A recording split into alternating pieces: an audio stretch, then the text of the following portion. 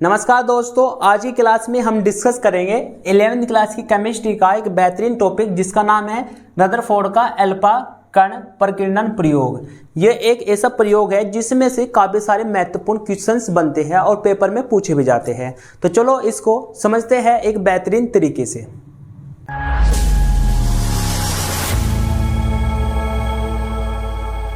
सबसे पहले ये प्रश्न उठता है कि ये प्रयोग किया क्यों गया है। अब तक परमाणु के अंदर इलेक्ट्रॉन, प्रोटॉन और न्यूट्रॉन की खोज हो चुकी थी, लेकिन उनकी परमाणु के अंदर क्या स्थिति है ये पता नहीं लग पाया था। तो ये स्थिति पता लगाने के लिए ही कि न्यूट्रॉन, प्रोटॉन और इलेक्ट्रॉन परमाणु के अंदर किस स्थिति में है, रदरफोर्ड ने ये प्रयोग किया है। तो सबसे पहला प्रश्न ये हो गया कि आपसे कोई पूछे कि भाई ये प्रयोग क्यों किया गया है, तो आपको क्या बताना है कि ये प्रयोग इसलिए किया गया है कि हमारे परमाणु के अंदर इलेक्ट्रॉन, प्रोटॉन और न्यूट्रॉन किस स्थिति में है, उनकी स्थिति पता लगाने के लिए ही रदरफोर्ड ने ये प्रयोग किया है। तो चलो देखते हैं कि रदरफोर्ड का प्रयोग क्या है। तो सबसे पहले रदरफोर्ड ने एक पदार्थ लिया। जो हमारा रेडियो एक्टिव पदार्थ है। रेडियो एक्टिव पदार्थ ऐसे पदार्थ होते हैं जो क्या करते हैं, स्वतः ही कण उत्पन्न करते रहते हैं, मतलब स्वतः ही जलते रहते हैं। जब कोई चीज जलेगी तो उसमें से क्या निकलेगी, उसमें से वेव्स निकलेगी, और वेव्स किसके रूप में निकलेगी, कण के रूप में निकलेगी। तो रेडियो एक्टिव पदार्थ ऐसे पदार्थ होते हैं जो क्या करते हैं बेटा, स्वतः ही जलते रहते हैं। स्वतः ही मतलब ऊर्जा का उत्सर्जन करते रहते हैं। तो रेडियो एक्टिव पदार्थ लिया, और रेडियो एक्टिव पदार्थ को कौन सा लिया, यूरेनियम। तो एक रेडियो एक्टिव पदार्थ लिया और उसके चारों ओर एक बॉक्स बना दिया, और बॉक्स बना दिया रेड ब्लॉक। इसके चारों ओर क्या बना दिया, एक बॉक्स बना दिया, मतलब एक बॉक्स में रेडियो एक्टिव पदार्थ रख दिया और उसमें एक छिद्र छोड़ दिया। उसमें क्या कर दिया, एक छिद्र छोड़ दिया। ये छिद्र इसलिए छोड़ा है क्योंकि जो हमारे कण हैं वे निकले, लेकिन वे इकट्ठे होके पुंज के रूप में बाहर निकले। तो ये छिद्र इसलिए बना गया कि जो हमारे यहाँ से रेडियो एक्टिव पदार्थ में से कण उत्पन्न हो रहे हैं वे हमारे पुंज के रूप में बाहर निकले। अब ये ब्लॉक हमारा क्यों बना गया भाई, ब्लॉक का पता होना चाहिए ना कि ब्लॉक हमारा किस लिए बना गया। ये ब्लॉक इसलिए बना गया क्योंकि जो रेडियो एक्टिव पदार्थ है उसमें से हमारे कण निकलेंगे, और कण इस दिशा में भी निकलेंगे, इस दिशा में भी निकलेंगे, इस दिशा में भी निकलेंगे और इस दिशा में भी निकलेंगे। तो रेड ब्लॉक क्या करता है, जो ये कण हमारे निकल रहे हैं अन्य दिशाओं में, उनको क्या करता है, अवशोषित कर लेता है, मतलब अपने अंदर समान लेता है। और ये एक छिद्र है इसमें से क्या निकलेंगे, अल्फा कण हमारे पुंज के रूप में बाहर निकलेंगे। तो यहाँ से हमारे अल्फा कण पुंज के रूप में बाहर निकल गए। ये हमारे अल्फा कण है, ये छोटे छोटे से। फिर रदरफोर्ड ने क्या करा, एक प्लेट लगा दी, छिद्रित लेड प्लेट, मतलब जिसमें एक छिद्र है और वह प्लेट उसके किसके लेड ब्लॉक के सामने रख दी। और इस छिद्र में से ही हमारे जो अल्फा कण का पुंज पीछे से आ रहा था वो इसमें को होके गुजर जाएगा। ये प्लेट इसलिए लगाई क्योंकि जो हमारे अल्फा कण का पुंज आ रहा है और वो क्या होगा, जैसी दूरी बढ़ेगी तो ऐसे वे फैलते जाएंगे तो क्या हो जाएगा, इसे फैल जाएंगे। लेकिन हमें क्या करना है, इन कणों को एक किरण के रूप में, मतलब सीधी रेखा में भेजना है। जब सीधी रेखा में भेजना है तो यहाँ पर एक प्लेट लगा दी। प्लेट इसलिए लगाई क्योंकि इसमें बीच में एक छिद्र है, और छिद्र में से होते हुए फिर में क्या करेंगे, एक और छोटे, मतलब सारे कण इकट्ठे होकर फिर उसमें को निकलेंगे तो क्या होगा, सीधी रेखा में चल पाएंगे। तो जैसे ये आगे गए तो यहाँ पर हमने एक सोने की पन्नी लगा रखी है। सोने की पन्नी मतलब एक पतली पन्नी, सोने धातु की एक पतली पन्नी रदरफोर्ड ने यहाँ पर लगा रखी है, और उसके चारों ओर जिंक सल्फाइड का पर्दा लगा रखा है। देखो, जिंक सल्फाइड का पर्दा इसलिए लगा रखा है क्योंकि ये जो कण आएंगे ये जिंक सल्फाइड से यदि टकराएंगे तो उनके क्या बन जाएगा, वहां पर इमेज बन जाएगा, फोटो बन जाएगा। जिंक सल्फाइड के पर्दे पे क्या होता है, यदि हमें कोई चीज हमने फेंक के मार दी जिंक सल्फाइड के पर्दे पे, तो जिंक सल्फाइड के पर्दे पर उसका बिल्कुल इमेज बन जाएगा। यदि हम कोई कण जिंक सल्फाइड के पर्दे पे फेंक के मारे तो उस पर क्या होगा, उस कण का आकार बन जाएगा कि वो कण कहां पर लगा है। अब होता क्या है, अब ये तो हमें पता चल गया कि हमारा क्या किया है। अब इसको थोड़ा पढ़ लेते हैं इसके बारे में। देखो, यहाँ पर इस प्रयोग में रदरफोर्ड ने रेडियो एक्टिव पदार्थ जैसे यूरेनियम को रेड के ब्लॉक के अंदर रखकर, भाई ये हमारा कौन सा पदार्थ होगा, रेडियो एक्टिव हो गया, और इसका नाम क्या होगा, हमारा यूरेनियम होगा। और ये हमारा एक बॉक्स हो गया, इसके अंदर इसके बॉक्स का नाम क्या है, रेड ब्लॉक। इसके अंदर क्या रख दिया, रेडियो एक्टिव पदार्थ रख दिया। अंदर रखकर उत्पन्न होने वाले अल्फा कण, इस पदार्थ से, इस रेडियोएक्टिव पदार्थ से जो कण उत्पन्न होंगे उनका नाम क्या है बेटा? अल्फा कण। और अल्फा कण ऐसे कण होते हैं जिन पर हमारा प्लस का आवेश होता है, मतलब अल्फा कण पर हमारा प्लस का आवेश होता है, ये धनावेशित होते हैं। यह बात आपको याद रखनी है। तो अल्फा कण हमारे धनावेशित होती है, ये बात हमको पता चल गई। को एक बारीक लेड की बनी स्लिट से गुजारा, मतलब ये जो हमारी बनी है यहाँ पर, ये छोटी हमारी लेड की जो स्लिट्स बनी है उनसे गुजारा इन कणों को। यूरेनियम से अल्फा कण किरण पुंज के रूप में केवल एक ही दिशा में गमन करते हैं। जो हमारे कण हैं ये किरण के पुंज के रूप में एक ही दिशा में गमन करते हैं। ये चीज हमें यहां पर दिख रही है, ठीक है।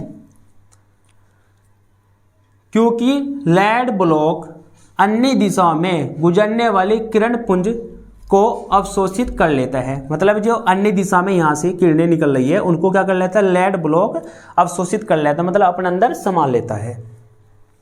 तो ये हमारा समझ में आ गया। अब देखो, अल्फा कण सीधी रेखा में गमन करते हुए सोने धातु की पतली पन्नी से टकराते हैं।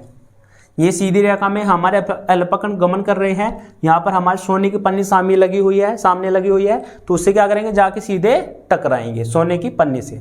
देखो सोने की पन्नी क्यों ली गई है? सोने की पन्नी इसलिए ली गई है यहाँ पर क्योंकि सोने की जो पन्नी में तन्यता का जो गुण होता है वो सबसे ज्यादा होता है। तन्यता मतलब यदि हम सोने की पन्नी को ऐसे सोने धातु को ऐसे पीटे तो उसकी काफी लंबी चादर बन जाती है। देखो सोना हमारा एटम से बना हुआ है, कोई भी चीज हमारी एटम से बनी हुई है, सबने पता है परमाणु से मिलकर बनी हुई है, तो सोना भी हमारा परमाणु से मिलकर बना होगा।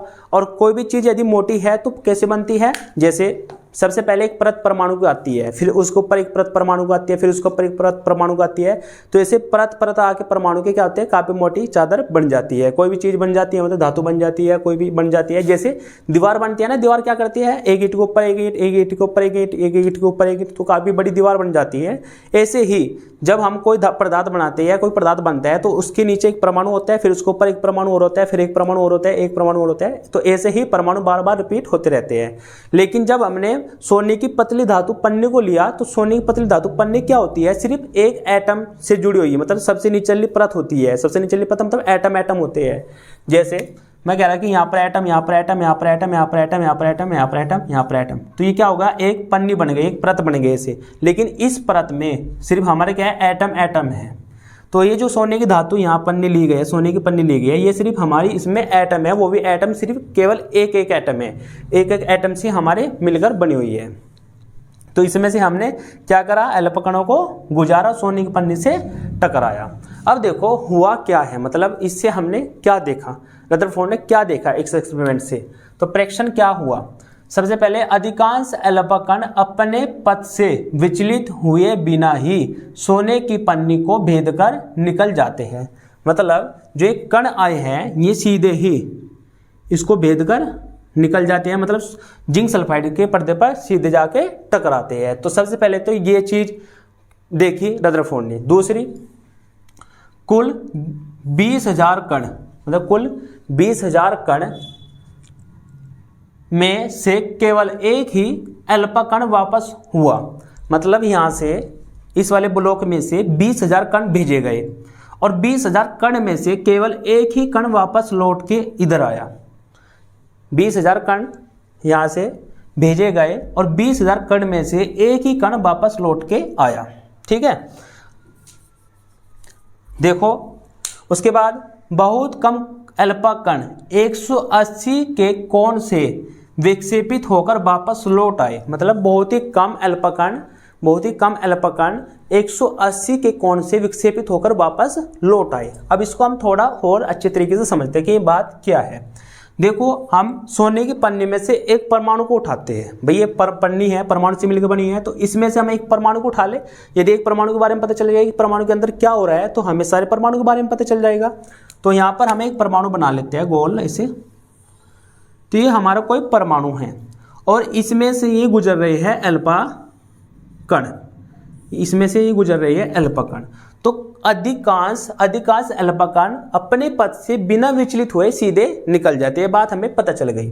तो कुछ अधिकतम जो कण हैं वे क्या करते हैं? सीधी रेखा में से परमाणु के अंदर से गुजर जाते हैं। लेकिन कुछ कण विक्षेपित होते हैं, ऐसे कुछ कण इधर जाते हैं और कुछ कण इधर जाते हैं।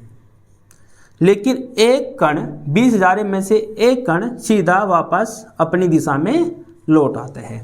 मतलब ये कण इधर जा रहा है लेकिन वापस अपनी दिशा में पीछे लौट आता है। कितने कणों में से बेटा? 20,000 कणों में से एक कण ही वापस आया। यदि हमने 20,000 कण फेंक के मारे तो 20,000 कण में से सिर्फ एक ही कण वापस आया, बाकी सब परमाणु को भेद कर बाहर निकल गए।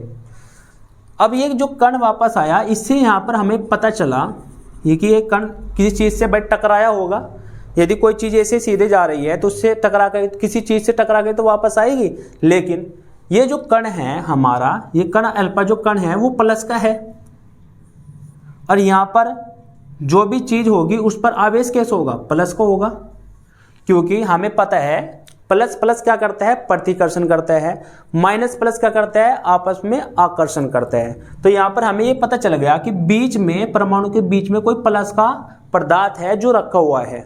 और क्योंकि जब अल्फा कण को हमें इसमें गुजारा तो बीच में से, परमाणु के बीच में से एक कण वापस आया, और वो कण टकरा के आया होगा किस चीज से? पहले तो पता चलेगा कि परमाणु के बीच में कोई हमारा पदार्थ है और उस पदार्थ पर हमारा कैसा आवेश है? प्लस का आवेश है, क्योंकि अल्फा कण क्या बेटा? प्लस का है। यदि यहाँ पर माइनस का होता तो अल्फा कण क्या करता? उस पर जाकर चिपक जाता, लेकिन ये क्या करा? वापस आया।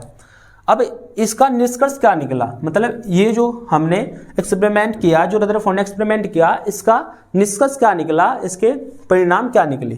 तो सबसे पहले बात हमें ये पता चल गई कि परमाणु का अधिकांश भाग खाली होता है। सबसे पहली बात ये पता चल गई कि परमाणु का भाई जो अधिकांश भाग है वो खाली है, क्योंकि जब खाली का मतलब ये है बेटा, जब ये कण हमने इसमें परमाणु से गुजारे तो ये सारे सीधे निकल गए, और जब इसके अंदर कुछ है नहीं तो किससे टकराते? किसी से भी नहीं टकराए, सीधे निकल गए। इससे हमें पता चल गया कि इसका अधिकांश भाग खाली है। दूसरी बात, परमाणु में कुछ धनावेशित व भारी कण उपस्थित होते हैं। परमाणु में कुछ धनावेशित और भारी कण उपस्थित होते हैं। मतलब धनावेशित, इसमें कोई कण है, क्योंकि अल्फा कण भी धनावेशित हो गया तो यहाँ पर भी कोई धनावेशित पदार्थ है। ये हमें पता चल गया कि परमाणु के अंदर कोई धनावेशित पदार्थ है, और ये पदार्थ है बेटा इसके सेंटर में उपस्थित है, मतलब इसके केंद्र में उपस्थित है। और इसको हमने कह दिया कि ये हमारा नाभिक है। क्या है? नाभिक है। तो रदरफोर्ड ने इसको नाम दिया बेटा नाभिक का, कि ये हमारा क्या होगा? नाभिक होगा। तो रदरफोर्ड ने किसका नाम दिया? जो बीच में पदार्थ है धनावेशित, तो उसका नाम दे दिया कि ये नाभिक है।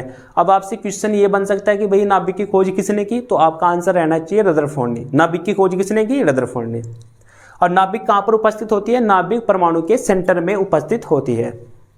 उसके बाद भिन्न भिन्न धातुओं के नाभिक में उपस्थित धनावेश भी भिन्न भिन्न होते हैं। मतलब अलग अलग परमाणु की जो नाभिक होती है वो अलग अलग होती है। किसी की नाभिक छोटी होती है, किसी की नाभिक बड़ी होती है। यह बात भी किससे पता चली? इस एक्सपेरिमेंट से पता चली। यह बात भी हमारे रदरफोर्ड ने भाई साहब ने बताई है कि अलग अलग धातु की नाभिक में उपस्थित जो धनावेश होता है, जो प्लस का चार्ज होता है, वो अलग अलग होता है।